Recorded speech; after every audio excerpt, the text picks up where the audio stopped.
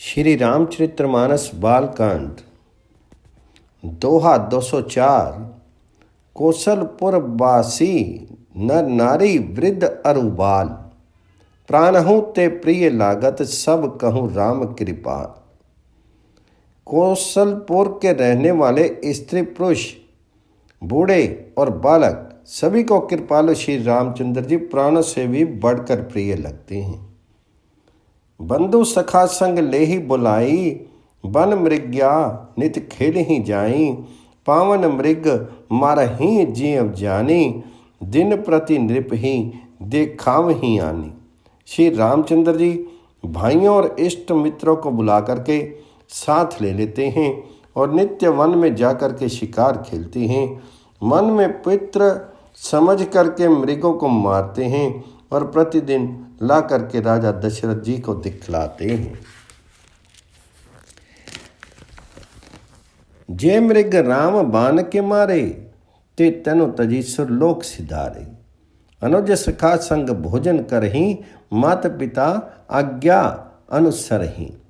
जो मृग श्री रामचंद्र जी के बाण से मारे जाते थे वे शरीर छोड़ करके देवलोक को चले जाते थे। श्री रामचंद्र जी अपने छोटे भाइयों और सखाओं के साथ भोजन करते हैं और माता पिता की आज्ञा का पालन करते हैं। यही विधि सुखी हो ही पुरलोगा, करही कृपा निधि सोई संजोगा। वेद पुराण सुन ही मन लाई, आपु कहीं अनुजन समुझामी। प्रातः काल उठी के रघुनाथा, माता पिता गुरु नाम ही माथा। आयसु मांगी करही पुर काजा, देखी चरित हर्षै मन राजा। जिस प्रकार नगर के लोग सुखी हों, कृपा निधान श्री रामचंद्र जी वही संयोग लीला करते हैं। वे मन लगा करके वेद पुराण सुनते हैं और फिर स्वयं छोटे भाइयों को समझा कर कहते हैं। श्री रघुनाथ जी प्रातःकाल के उठ गए, माता पिता और गुरु को मस्तक नवाते हैं और आज्ञा लेकर के नगर का काम करते हैं। उनके चरित्र देख देख कर राजा मन में बड़े हर्षित होते हैं।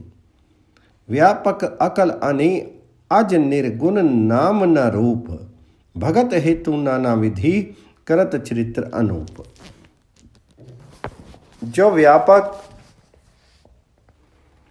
निर्व्यय इच्छा रहित अजन्मा और निर्गुण है तथा जिनका न नाम है न रूप है, वही भगवान भक्तों के लिए नाना प्रकार के अनुपम अलौकिक चरित्र करते हैं। ये सब चरित्र कहाँ में गाई, आगिली कथा सुन ही मन लाई। विश्वामित्र महामुनि ज्ञानी, बस ही विपन सुख आश्रम जानी। ये सब चरित्र मैंने गा करके बखान करके कहा। अब आगे की कथा मन लगाकर सुनो। ज्ञानी महामुनि विश्वामित्र जी वन में शुभ आश्रम पितृ स्थान जान कर बसते थे, जहाँ जब यज्ञ जोग मुनि करही, अति मारीच सुबाहुहि डरही। देखत यज्ञ निशाचर दावही, करी उपद्रव मुनि दुख पावही।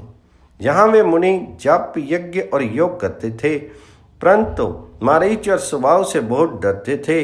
यज्ञ देखते ही राक्षस दौड़ पड़ते थे और उपद्रव मचाते थे, जिससे मुनि बहुत दुख पाते थे। गाधी तने मन चिंता व्यापी, हरि बिनु मरही न निसीचर पापी। तब मुनिवर मन कीना बेचारा, प्रभु अवतरयूं हरन मही भारा। गाधी के पुत्र विश्वामित्र के मन में चिंता छा गई कि ये पापी राक्षस भगवान जी के मारे बिना नहीं मरेंगे।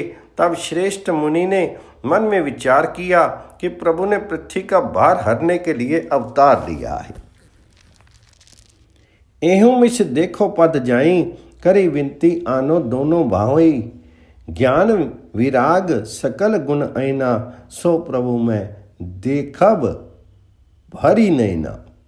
इसी बहाने जाकर के मैं उनके चरणों का दर्शन करूं और विनती करके दोनों भाइयों को ले आऊं आहा, जो ज्ञान वैराग्य और सब गुणों के धाम हैं, उन प्रभु को मैं नेत्र भर के देखूंगा। बहुविधि करत मनोरथ जात लागी नहीं बार, करी मज्जन सरु जल गे भूप दरबार। बहुत प्रकार से मनोरथ करते हुए जाने में देर नहीं लगी। सरयू जी के जल में स्नान करके वे राजा के दरवाजे पर पहुँचे। मुनि आगमन सुना जब राजा, मिलन गयऊँ ले विप्र समाजा। करी दंडवत मुनि सन्मानी, निज आसन बैठाए रानी आनी। राजा ने जब मुनि का आना सुना तब वे ब्राह्मणों के समाज को साथ लेकर के मिलने गए और दंडवत करके मुनि का सम्मान करते हुए उन्हें ला करके अपने आसन पर बिठाया। चरण पखारी कीनी अति पूजा, मोह सम आजू धन्य नहीं दूजा। विविध भांति भोजन करवावा, मुनि बर हृदय हर्ष अति पावा। चरणों को धो करके बहुत पूजा की और कहा, मेरे समान धन्य आज दूसरा कोई नहीं है। फिर अनेक प्रकार के भोजन करवाए, जिससे श्रेष्ठ मुनि ने अपने हृदय में बहुत ही हर्ष प्राप्त किया। पुनि चरणनी मेले सुतचारी, राम देखी मनु दे बिसारी।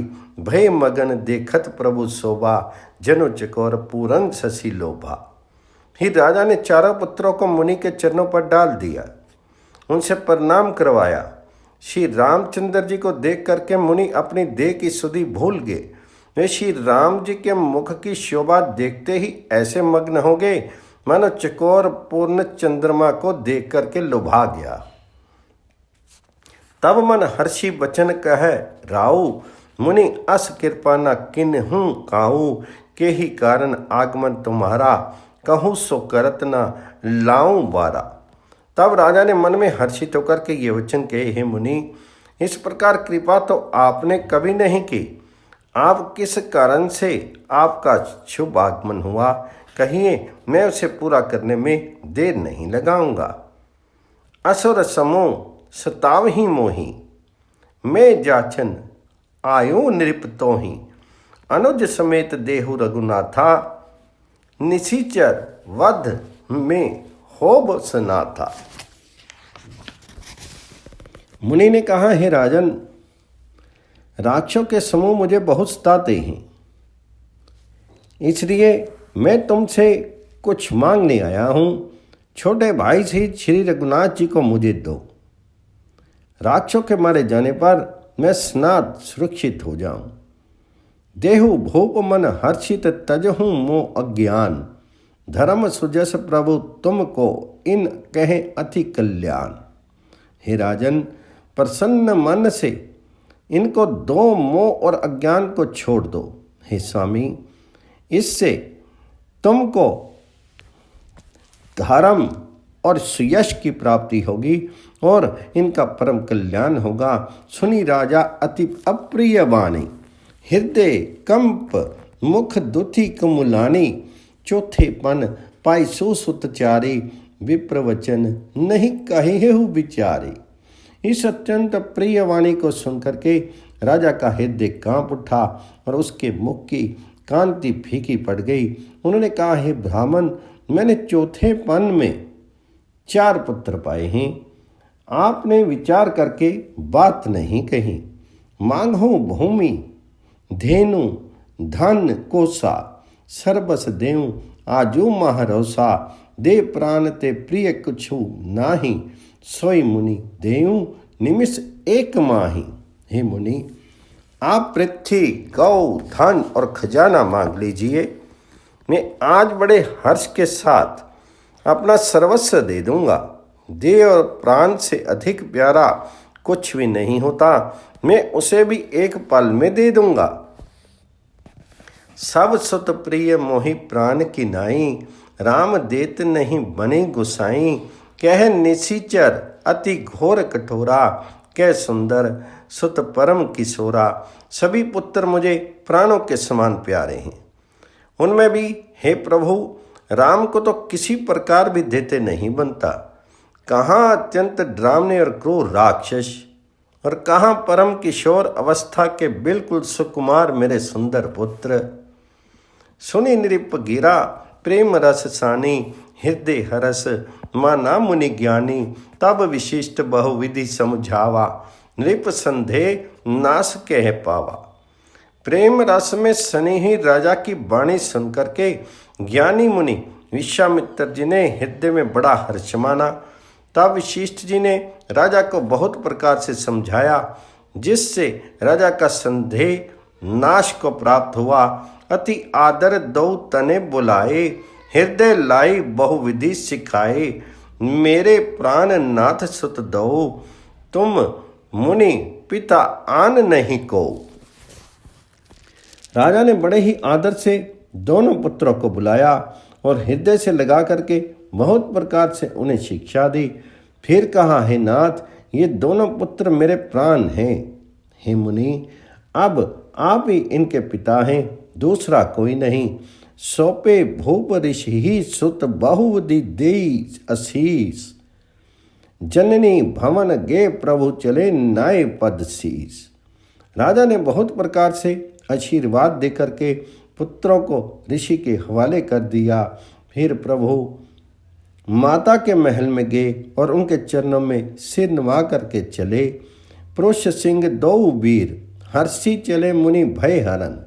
कृपा सिंधु मति धीर, अखिल विश्व कारण करन।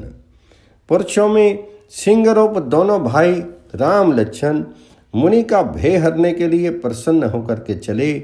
वे कृपा के समूह, धीर बुद्धि और संपूर्ण विश्व के कारण के भी कारण हैं। अरुण नयन और बाहु विशाला, नीलन जलज तनु श्याम तमाला। कटी पट पीत कसे वर भाथा, रुचिर चाप सायक दोहु हाथा।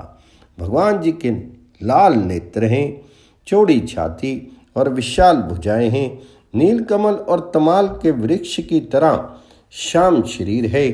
कमर में पीतांबर पहने और सुंदर तरकस कसे हुए हैं। दोनों हाथों में क्रमशः सुंदर धनुष और बाण हैं। श्याम गोर सुंदर दो भाई, विश्वामित्र महानिधि पाई। प्रभु ब्रह्मण्य देव में जाना, मोहि नीति पिता तजेऊ भगवाना। श्याम और गौर वर्ण के दोनों भाई परम सुंदर हैं। विश्वामित्र जी को महानिधि प्राप्त होगी। वे सोचने लगे, मैं जान गया कि प्रभु ब्रह्मण्य देव ब्राह्मणों के भक्त हैं। मेरे लिए भगवान ने अपने पिता को भी छोड़ दिया। चले जात मुनि दिन ही देखाई, सुनी ताड़का क्रोध करी धाई। एक ही बाण प्राण हरि लीना, दीन जानी तेहि निज पद दीना। मार्ग में चले जाते हैं मुनि ने ताड़का को दिखलाया। शब्द सुनते ही वे क्रोध करके दौड़ी। श्री राम जी ने एक ही बाण से उसके प्राण हर लिए और दीन जान करके उसको निज पद अपना दिव्य स्वरूप दे दिया। तब ऋषि निज नाथ ही जिय चीनी, विद्या निधि कहूँ विद्या दीनी। जाते लागना क्षुदा पिपासा, अतलित बल तनु तेज प्रकाशा। तब ऋषि विश्वामित्र ने प्रभु को मन में विद्या का भंडार समझते हुए भी लीला को पूर्ण करने के लिए ऐसी विद्या दी जिससे भूख प्यास नहीं लगे और शरीर में अतिरिक्त बल और तेज का प्रकाश हो। आयुध सर्व समर्पी के प्रभु निज आश्रम आनी। कंद मूल फल भोजन दीना भक्ति हित जानी। सब अस्त्र शस्त्र समर्पण करके मुनि प्रभु श्री राम को अपने आश्रम में ले आए और उन्हें परम हितु जान करके भक्ति पूर्वक कंद मूल और फल का भोजन कराया।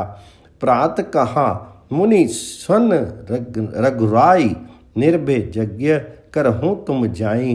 होम करन लागे मुनि झारी, आपू रहे मख की रखवारी।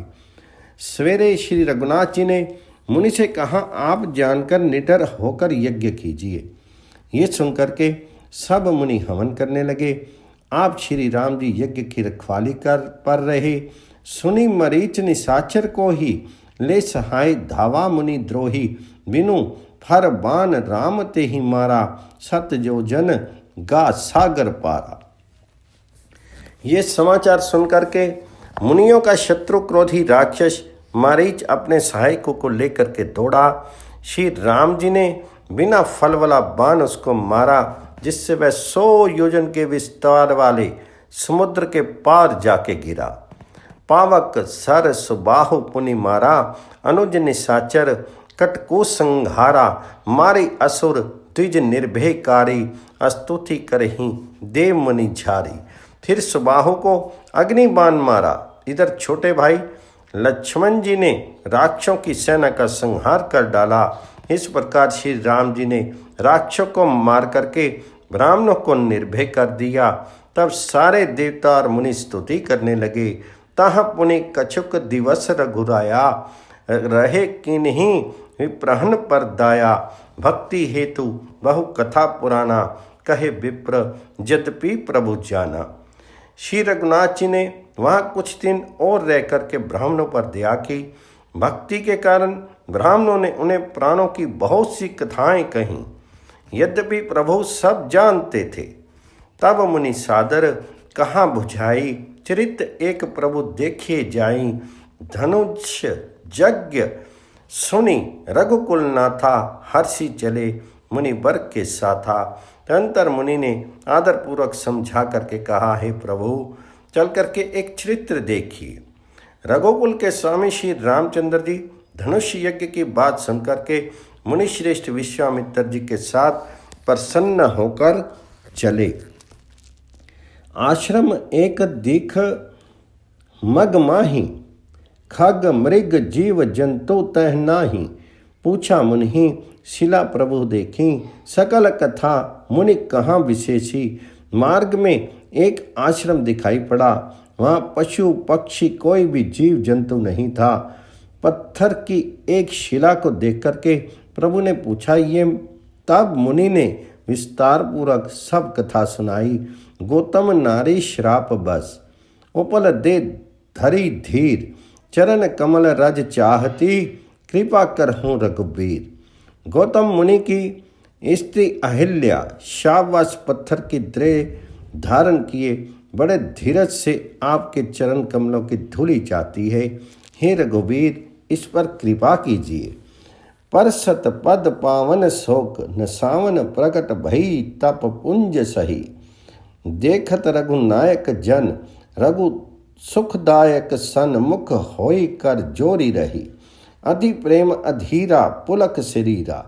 मुख नहीं आवी वचन कहीं, अतिशय बड़ बाकी। चरणन ही लागी, जुगल नयन जल धार बही। श्री राम जी के पवित्र शोक को नाश करने वाले चरणों का स्पर्श पाते ही सचमुच वह तपोमूर्ति अहिल्या प्रकट हो गई। भक्तों को सुख देने वाले श्री रघुनाथ जी को देख करके वे हाथ जोड़ करके सामने खड़ी होगी। अत्यंत प्रेम के कारण वे अधीर होगी। उसका शीर पुलकित हो उठा। मुख से वचन कहने में नहीं आते थे। वह अत्यंत वडभाग्नि अहिल्या प्रभु के चरणों से लिपट गई और उनके दोनों नेत्रों से जल प्रेम और आनंद के आंसू की धारा बहने लगी। धीर जो मन कीना प्रभु कहु चीना, रघुपति कृपा भक्ति पाई। अति निर्मल बाणी स्तुति ठानी, ज्ञान गम्य जय रघुराई। मैं नारी अपावन प्रभु जग पावन, रावण रिपु जन सुखदाई। राजीव विलोचन भाव भय मोचन, पाही पाही सर नाही आई। फिर उसने मन में धीरज धर करके प्रभु को पहचाना और श्री रघुनाथ जी की कृपा से भक्ति प्राप्त की। तब अत्यंत निर्मल वाणी से उसने इस प्रकार स्तुति प्रारंभ की, हे ज्ञान से जानने योग्य श्री रघुनाथ जी आपकी जय हो। मैं सहज ही अपवित्र स्त्री हूँ और हे प्रभु आप जगत को पवित्र करने वाले, भक्तों को सुख देने वाले और रावण के शत्रु हैं। हे कमल नयन, हे संसार जन्म मृत्यु के भय से छुड़ाने वाले, मैं आपकी शरण आई हूँ, मेरी रक्षा कीजिए, रक्षा कीजिए। मुनि श्राप जो दीना, अति भल कीना, परम अनुग्रह में माना। देखूं भरी लोचन हरि भव मोचन, यही लाभ शंकर जाना। विनती प्रभु मोरी मैं मति भोरी, नात न मांगो वर आना। पद कमल परागा रस अनुरागा, मम मन मधुप करे पाना। मुनि ने जो मुझे शाप दिया सो बहुत ही अच्छा किया। मैं उसे अत्यंत अनुग्रह मानती हूँ कि जिसके कारण मैंने संसार से छुड़ाने वाले श्री हरि आपको नेत्र भर के देखा। इसी आपके दर्शन को शंकर जी सबसे बड़ा लाभ समझते हैं। हे प्रभु, मैं बुद्धि की बड़ी भोली हूँ। मेरी एक विनती है, हे नाथ, मैं और कोई वर नहीं मांगती, केवल यही चाहती हूँ कि मेरा मन रूपी भौरा आपके चरण कमल की रज के प्रेम रूपी रस का सदा पान करता रहे। जही पद सुर सरिता परम पुनीता प्रगट भई, शिव शीस धरी। सोई पद पंकज जेहि पूजत, अज मम सिर ध्रेयु कृपाल हरि। यही भांति सिधारी गौतम नारी, बार बार हरि चरण परी। जो अति मन भावा सो बरु पावा, गे पति लोक आनंद भरी।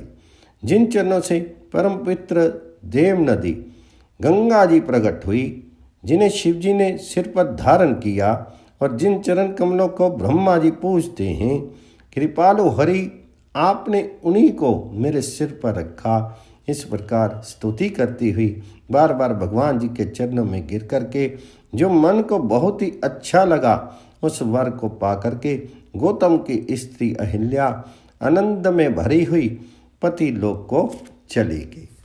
अस प्रभु दीन बंधु हरि कारण, रहित दयाल तुलसीदास सठ तेहि, भजु छाड़ी कपट जंजाल। प्रभु श्री रामचंद्र जी ऐसे दीन बंधु और बिना ही कारण दया करने वाले हैं।